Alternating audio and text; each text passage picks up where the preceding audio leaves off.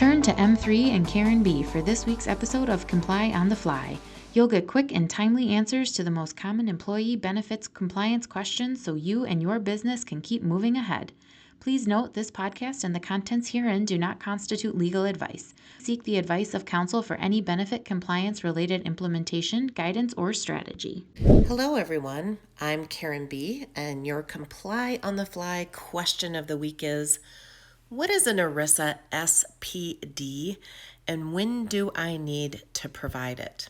So an SPD stands for Summary Plan Description. It finds its foundation in ERISA, which is the law. ERISA, as you recall, does not apply to governmental employers and church plans. So this SPD, Summary Plan Description requirement, is not technically applicable to those employers. Okay, now moving on to really what an SPD is.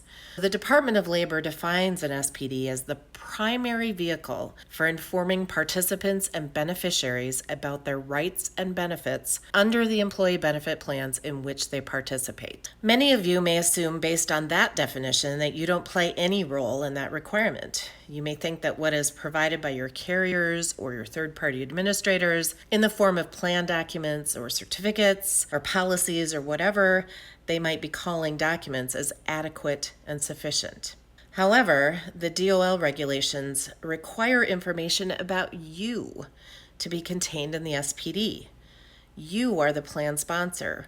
We need your identifying information in the plan document, your ERISA plan year, your ERISA plan number, which as a caveat starts with a 5 for welfare benefit plans, as opposed to retirement plans, which start with a 0, and those are 3-digit numbers. There's just lots of information that carriers and TPAs do not include for you, or generally speaking don't include for you in those documents that you receive from them, especially when you have fully insured plans, because the documents that you get from the carriers are not specific to you. Plan docs they give to everyone. Anyone that goes to them and purchases a PPO policy or an HMO policy. The important thing is there's just not going to be identifying information about you, especially with those fully insured carrier documents. So if you were ever audited by the Department of Labor and you don't have proper SPDs, it could be costly for you in fines.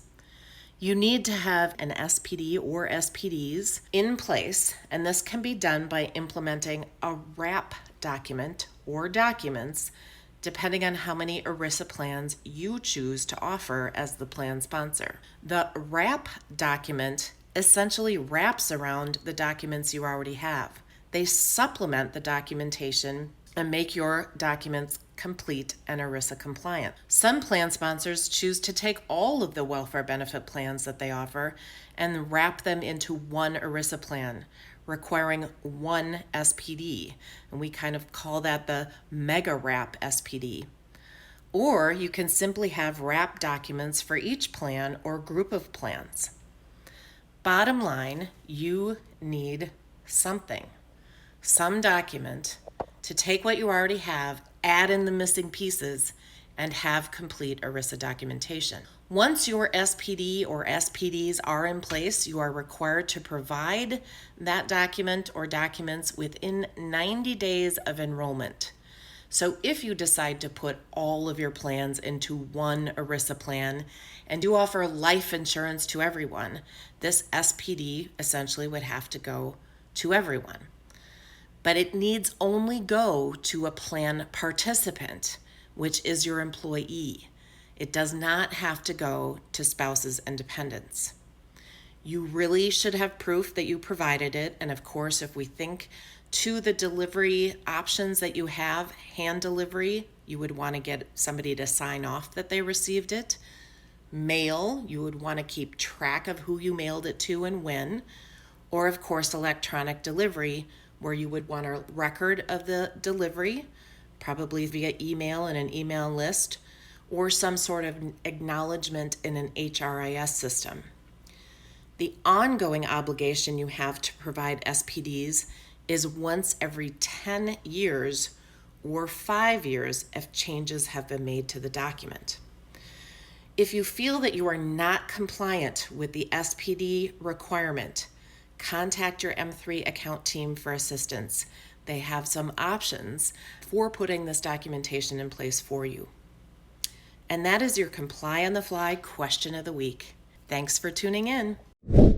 What's on your mind? If you have a pressing compliance question, send it to askkarenb@m3ins.com. We'll do our best to cover it in an upcoming episode of Comply on the Fly. Make sure to tune in next week and encourage others to join us.